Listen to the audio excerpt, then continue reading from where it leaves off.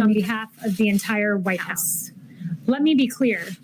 The violence we saw yesterday at our nation's Capitol was appalling, reprehensible, and antithetical to the American way. We condemn it, the president and this administration, in the strongest possible terms. It is unacceptable, and those that broke the law should be prosecuted to the fullest extent of the law. I stood here at this podium the day after a historic church burned amid violent riots, and I said this: the First Amendment guarantees the right of the people to peaceably assemble. What we saw last night in Washington and across the country was not that, end quote. Make no mistake, what we saw yesterday afternoon in the halls of our Capitol likewise was not that. We grieve for the loss of life and those injured, and we hold them in our prayers and close to our hearts at this time. We thank our valiant law enforcement officers who are true American heroes. What we saw yesterday was a group of violent rioters undermining the legitimate First Amendment rights of the many thousands who came to peacefully have their voices heard in our nation's capital. Those who violently besieged our Capitol are the opposite of everything this administration stands for. The core value of our administration is the idea that all citizens have the right to live in safety, peace, and freedom. Those who are working in this building are working to ensure an orderly transition of power. Now it is time for America to unite, to come together, to reject the violence that we have seen. We are one American people under God. Thank you very much. Oh my God.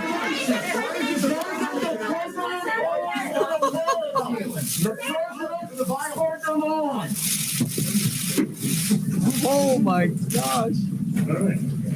What?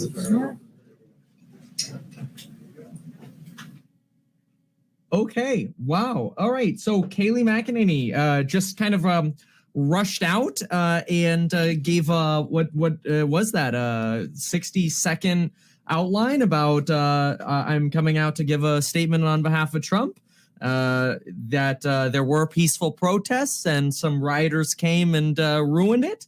We should reject the violence because it's not acceptable. And she dipped out of there real darn fast. Oh my gosh. What did I just watch? Like that was very, very odd. No questions. People think that Trump has gone to Camp David. No response to the impeachment claims, which we were expecting that there would be some form of response to this, something to maybe say, hey, don't worry, like Donald Trump's good. You don't have to worry about Trump for the next 13 days. He's safe. He's happy. He's working hard on something else, or he's going to make sure people get prosecuted, or nothing. Wow, that was very, very odd. I was expecting a lot more from this. I imagine you were as well. I actually don't really know what else to say. That was very, very weird. So I think in the meantime, we can kind of just stand by as we wait to see if Mike Pence does anything. Remember, so far this morning, Mike Pence has rejected a phone call from Pelosi and Schumer that was going to be a phone call about impeaching or at least invoking the 25th Amendment to remove Donald Trump from power. Mike Pence did reject that phone call, which does sort of imply we're not going to see any kind of Pence intervention. We kind of got those feelings as well from Lindsey Graham when he spoke.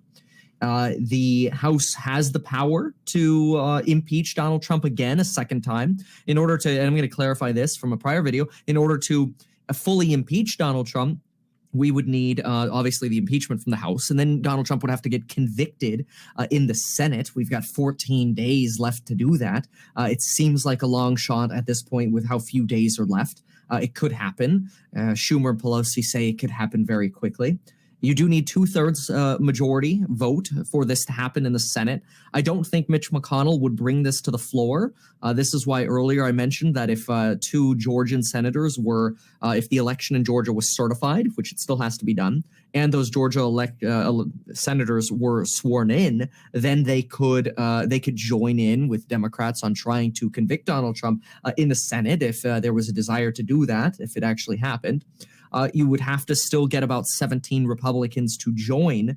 I think if it came to that, you might. That could happen. But for right now, I have to say, I think we might be left relatively in the dark for the next 13 days. That was odd.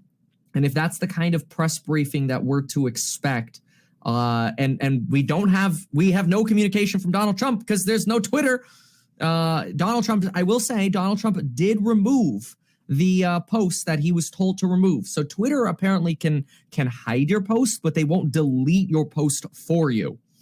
So they can hide your post, and they hid Donald Trump's post, his video and his post, basically saying, hey, like, this is what happens when you allow a fake election or an election to be stolen.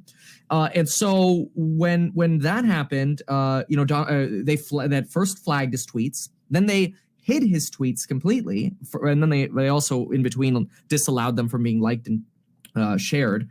But anyway, then they hid them completely and said Donald Trump has 12 hours to remove them, otherwise he will stay banned. His ban hammer here of 12 hours should be up soon, and Donald Trump has, I think he's probably another 4 or 5 hours. Apparently, I read that Donald Trump has removed those tweets. There is also talk about Donald Trump pardoning himself, and I've been getting some questions about, can Donald Trump actually pardon himself? The answer is actually unclear because it's never been done before. Not only has it never been done before, but it's never really been studied before. There have been some legal opinions that say, like essentially you can't really be the judge of yourself. So you can't really pardon yourself. But then again, there are also legal opinions that say, no, there's nothing that says you can't pardon yourself. So why can't you pardon yourself? So it is entirely possible that Donald Trump could pardon himself from all federal crimes within the next few days. The New York Times did a whole piece about how there is talk, and oftentimes they get leaks out of the White House. Elizabeth Warren yesterday freaked out about leaks and basically saying, why are y'all leaking stuff through the media? Why don't you just have the cojones, so to speak, and get out there and tell the American people what they need to hear?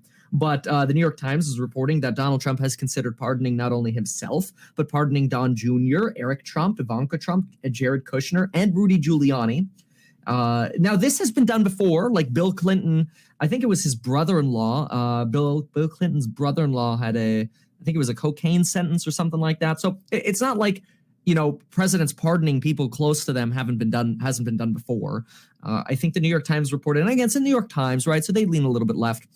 But the New York Times reported that about 94% of Donald Trump's pardons were to people that he either knew or had some kind of political connection with, or that he empathized with their story. Now, when I heard them put those three things together, I'm like, well, wouldn't that be like every pardon? It kind of seems like every pardon would fill into one of those buckets. So I don't know that was really anything so important. But now pardons do only apply to federal crimes. So there's still a thought that, well, maybe state crimes could possibly be an issue for Donald Trump, like potentially tax evasion or something like that in New York. But the bigger thing that's circulating right now that you want to keep an eye on is there is talk that if Donald Trump does not pardon himself and he does not get impeached, maybe this just all fizzles away. Maybe it just goes away. You put it behind, and like Lindsey Graham says, hey, one day we'll look at Donald Trump's entire presidency rather than just the days of what happened yesterday, so to speak. But if Donald Trump were to pardon himself, now there is a concern that if Donald Trump pardons himself, it might force Biden's hand to actually investigate or prosecute Trump for potentially abusing that power. And then that's how Donald Trump pardoning himself could make it to the Supreme Court. Only a Supreme Court or a court, I don't know, it could probably be a federal court, but I imagine it would get appealed up to the Supreme Court, something like this. Only a court can invalidate a pardon. We know that. And so in order to invalidate this self-pardon, a court would do that. And that would take Biden basically suing Donald Trump, filing a complaint against Donald Trump. So that's kind of why some people are wondering, like, well, if Trump can pardon himself, why doesn't he do it yet? Because there's a lot of this political calculating going on where it's like, well, if you don't pardon yourself, does it just disappear? Like, does everything kind of just go away and we stop talking about it? Or does a pardon attract so much attention that now Biden basically files a lawsuit to investigate or potentially challenge that pardon. So there are so many things going on right now. I think we're trying to keep all the pieces of the puzzle together is very difficult. I did also want to address, there was a question about the video of the gal getting shot at Capitol Hill, that the Secret Service may have shot the girl. And it does look that way. We do know, and this was just sort of an interesting potential connection here, we do know that Lindsey Graham said they were all corralled in a single room in the Capitol building. It's entirely possible that they corralled everybody where that girl got shot. This is me totally speculating. More will come out, right? But it's possible that every single congressman, man and woman was corralled in this room. And that's why they had all these doors barricaded, not in the chamber, outside the chamber. And so when she climbed through the window of the door to basically get in, and she was carrying a backpack, that's when she got shot. I don't know, but it does look like it was a Secret Service individual, and it does look like, you know, there were certainly a few rooms that they were protecting there. So that's kind of the latest in terms of what's going on. There was also a question that came up about Donald Trump's like potential benefits after in the event that he were impeached and convicted. If he were impeached and convicted, it's entirely possible that he could lose his Secret Service protection, which a past president gets for lifetime. It's entirely possible that he would lose his travel benefits, which come along with that. And I think the biggest thing would be him not being able to run in 2024. Although, you know, it'd be interesting because Donald Trump has been kind of gearing up to run in 2024. It'd be really interesting if after this, I mean, I can't imagine after what happened yesterday, Donald Trump, and I'm trying to put myself in like Donald Trump's shoes right now, which is very difficult to do, obviously. But I certainly could not see Donald Trump announcing his candidacy for president after all this and after the inauguration. There were rumors that he would announce that he's going to run in 2024, so that way he could campaign throughout all of the Biden years. And just anytime Biden does something wrong, raise campaign money. Hey, get me back in 2024. I think some serious time is probably going to have to go by before that happens. So, all right, well, that's what we got. I mean, this is so crazy. What I have to say is get your life insurance in as little as 5 minutes, because you can do that in the link down below. Get 4 free stocks with Webull when you deposit $100. And wow, yeah, there you have it. Do I think Pence would pardon Trump? I don't think so. Pence is very, very by the book. I think he's more likely also not to invoke the 25th. I think he's would rather this just to separate everything from what happened. Although he was really pissed yesterday. He was very pissed yesterday. He almost felt betrayed. Some were saying, some people close to Pence, that he felt almost betrayed by Donald. So maddening time, folks. That's all I can say. Maddening time. And this press event by Kayleigh McEnany was not good, in my opinion. Not a good optic here. And we've had quick, brief press conferences before, but those didn't make anybody feel better. They didn't make the country feel any better. We'll see if we end up getting any statements from Donald Trump later today himself. But if this is all we have to go on, I don't think that, like, if you're a Republican, you know, you're just as welcome on this channel as Democrats. I say the same to Democrats. You're just as welcome here as Republicans. If you're a Republican, I know this what happened yesterday, and if you voted for Donald Trump, it can't feel good. But you know, I think that every Republican and every Democrat can get ahead, and everyone can get through this, and we'll go forward towards a better and stronger America. Yesterday was a very, very difficult day, and certainly by saying this, I don't want anybody to think I'm blaming Republicans here, but yeah. So there we have it. Thank you so much again for being here. We will see what other updates come, but that was a wild press conference. Definitely, I think the American people deserve better than that press conference is what I'm trying to say. That was unfortunate. So, my take. Thank you so much for watching, and folks, we'll see you in the next one. Bye. Right. We condemn it.